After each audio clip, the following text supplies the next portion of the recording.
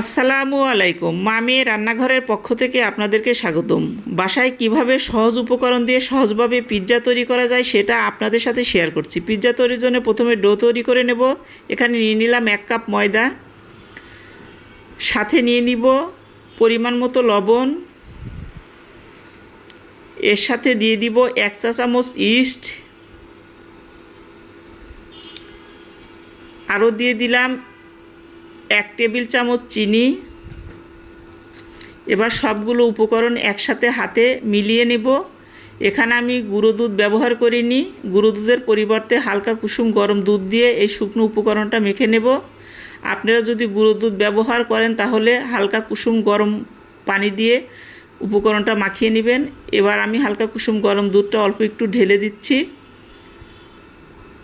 এবং হাত দিয়ে মাখিয়ে নিচ্ছি। আপনারা দুধটা একবারে দিতে যাবেন না, কারণ একবারে দুধ দিলে কিন্তু ডোটা নরম হয়ে যেতে পারে। আমি আর একটু দিলাম এবং হাত দিয়ে মাখিয়ে নিলাম, আর একটু দিয়ে দিব, হাত দিয়ে মাখিয়ে নিব। এবার সুন্দর নরম এবং সফট হয়ে যাচ্ছে। এটাকে আমি আস্তে আস্তে মাখিয়ে নিচ্ছি এবং শেষে একটা বল তৈরি করে নিলাম। সুন্দর একটা বল তৈরি করা হয়ে গেলে এটা কিন্তু আমি 1 ঘন্টার জন্য একটা প্লেটের ঢাকনা দিয়ে রেস্টের জন্য রেখে দিব। এটা পিৎজা। এখন ডেকোরেশনের জন্য একটা ক্যাপসিকাম, 3 টুকরা পেঁয়াজ নিলাম। আপনারা চাইলে কমিয়ে বাড়িয়ে নিতে পারেন। এখানে ক্যাপসিকামটা কুচি করে কেটে নিয়েছি এবং পেঁয়াজটা রিং আকারে কেটে নিলাম। এটা ডেকোরেশনের জন্য লাগবে, আপনারা চাইলে নাও দিতে পারেন, আপনাদের ইচ্ছামতো উপকরণ দিতে পারেন। প্রথম যে উপকরণ সেটা হলো মেইন, সেটা হলো মুরগির বুকের মাংসটা পিস করে কেটে নিয়েছি এবং মরিচের গুঁড়া, লবণ, মশলা, বিভিন্ন মশলা দিয়ে সুন্দর করে ম্যারিনেট করে আমি 1 ঘন্টার জন্য রেস্টে রেখে দিয়েছিলাম। 1 ঘন্টা রেস্টের পরে এটাকে আমি বের করে সুন্দর করে ভেজে নিচ্ছি। এর ভিতরে কিন্তু আমি শুকনো মরিচের গুঁড়া, টমেটো সস, জিরের গুঁড়া, মশলার গুঁড়া, লবণ, সয়া সস সব কিছু উপকরণ দিয়ে কিন্তু ম্যারিনেট করে রেখেছিলাম। আপনারা এটাকে সুন্দর করে ভেজে নেবেন। আমি ভেজে নিলাম। এখন আমি যে 1 ঘন্টা রেস্টে ডোটা রেখেছিলাম, দেখেন ফুলে ডবল হয়ে গেছে। এটাকে আমি হাত দিয়ে চেপে চেপে গ্যাস বের করে দিচ্ছি, সুন্দর করে মাখিয়ে নিচ্ছি আর একটা বার। এটাকে মাখানো শেষ হয়ে গেলে আবার আমি একটা বল তৈরি করে নেব এবং এই বলটাকে হাত দিয়ে চেপে চেপে সুন্দর করে গোল করে নিচ্ছি। আমার হাতের সাথে লেগে যাচ্ছে না, দেখেন কত সুন্দর হয়েছে। এটাকে আমি আবার গ্যাসটা বের করে দেওয়ার জন্য 2 হাত দিয়ে চেপে চেপে সুন্দর করে নরম করে আবার একটা লেচি করে নিলাম। এটা সুন্দর একদম বল হয়ে গেছে। এখানে একটা লেচি হয়ে গেছে। এটাকে আমি 2 টুকরা করে নেব। আমি 2 পিস করে নিলাম। এখানে একটা পিস দিয়ে আমি একটা রুটি বেলে নেব। আপনারা চাইলে যে যেমন ইচ্ছা ছোট বড় করতে পারেন। আমি এখানে 2টা করে নিয়েছি। এখান থেকে একটা লেচি নিয়ে আমি বেলনা এবং পিঁড়াতে সুন্দর করে বেলে নেব। আমি এখানে 50% বেলে নেব। যে ট্রেতে আমি পিৎজাটা বানাবো সেই ট্রে অনুযায়ী আপনারা বেলে নেবেন, অথবা ট্রেতে হাত দিয়ে চেপে চেপে রুটিটা সম্পূর্ণ বানাতে পারেন, কিন্তু হাত দিয়ে না, একটু বেলে নিলে সহজ হবে। আমি এই জন্য 50% বেলে নিচ্ছি। আমার রুটিটা কত সুন্দর এবং সফট হয়েছে। পিৎজার ট্রেতে তলায় একটু ঘি দিয়ে সুন্দর করে ছড়িয়ে নিলাম, যাতে রুটিটা রান্না করার সময় লেগে না যায়। সুন্দর করে ট্রেতে ঘি মাখিয়ে দিলাম এবং পূর্বের বেলে নেওয়া রুটিটা এখানে পিৎজার ট্রেতে সুন্দর করে বসিয়ে নিচ্ছি এবং চেপে চেপে ট্রে অনুযায়ী ছড়িয়ে নিলাম। কত সুন্দর হয়েছে। আমি হাত দিয়ে নেড়ে দিচ্ছি এবং বুঝতে পারছি একদম সফট এবং নরম হচ্ছে। এবার আমার রুটিটা ট্রেতে মেলানো শেষ। এখানে হালকা করে হাত দিয়ে চেপে চেপে এখন মুড়ি করে নেব। চতুর্দিকে সুন্দর করে একটা মুড়ি করে নিলে আমি যে পিৎজা সসটা এখানে ছড়াবো অথবা উপকরণগুলো যে ছড়িয়ে দেব সেটা কিন্তু সুন্দরভাবে ভিতরে থেকে যাবে, বাহিরে যাবে না। দেখেন কত সুন্দর করে মুড়ি করে নিয়েছি। এবার রুটিটা মোড়া শেষ।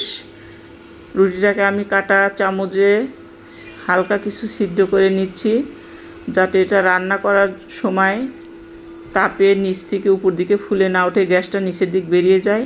এবার পরিবেশনের জন্য প্রথমে আমি রুটিটার উপরে পিৎজা সস দিয়ে সুন্দর করে ছড়িয়ে নিচ্ছি। এখানে আমি প্রথমে 3 চামচ দিয়ে নিলাম, আপনারা চাইলে কমিয়ে বাড়িয়ে নিতে পারেন। রুটি ভেদে যার যতটুকু প্রয়োজন সুন্দর করে সসটা দিয়ে ছড়িয়ে নিচ্ছি। আপনারা সুন্দর করে এখানে আমি উপরে দিয়ে দিচ্ছি গ্রেট করে রাখা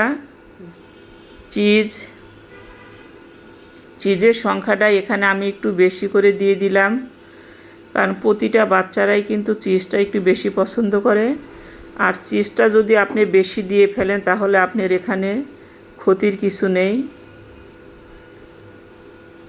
আমি এবার পূর্বে থেকে ভেজে রাখা মুরগির ছোট করে কেটে রাখা মাংসগুলো যে ভেজে নিয়েছিলাম সেগুলো আস্তে আস্তে ছড়িয়ে দিচ্ছি। এখানে মুরগির ভাজা মাংসটা আমি একটু বেশি করে দিয়ে দিচ্ছি, যেহেতু চিকেন বাচ্চাদের খুবই পছন্দ। এখানে ঝালটাও কিন্তু আমি কম দিয়ে দিয়েছি, যেহেতু বাসায় প্রায় বাচ্চাদেরই পিৎজাটাই বেশি পছন্দ, আবার বড়দেরও কিন্তু এটা কম পছন্দ নয়। আমি প্রথমে বলেছি বাসার কিছু উপকরণ, সেটার মধ্যে মুরগির মাংসটা কিন্তু সবার কাছেই থাকে। এর উপরে দ্বিতীয় ধাপে আবারও গ্রেট করে রাখা চিজটা দিয়ে দিলাম। আমার পিৎজাতে চিজটা একটু বেশি হয়ে গেল, আপনারা চাইলে আপনাদের পছন্দ মতো কমিয়ে বাড়িয়ে দিতে পারেন। এবার আমি দিয়ে দিব ছোট করে কেটে রাখা ক্যাপসিকামের টুকরোগুলো অল্প করে আমি সাজিয়ে দিচ্ছি উপর দিয়ে।